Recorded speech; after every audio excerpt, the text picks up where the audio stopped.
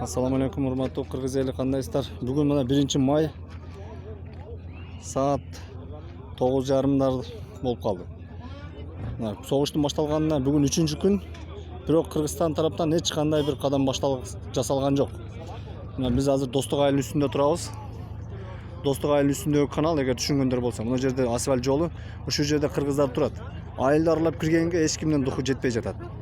Достуктун астындагы арка айылында уже тажиктер чыгып 3-көчө дегени бар экен. Ошо 3-көчөсүнүн үйлөрүн баарын күйгүзүп, байрактарын илип атыптыр. Ошол жерден бирөө үйүнү кайтарганы бир бала кирсе, кирген баланын бутуна атып, ар кандай жаракаттарды алдырып койбой атыптыр. Кирген адамды тажик тараптан атып атат.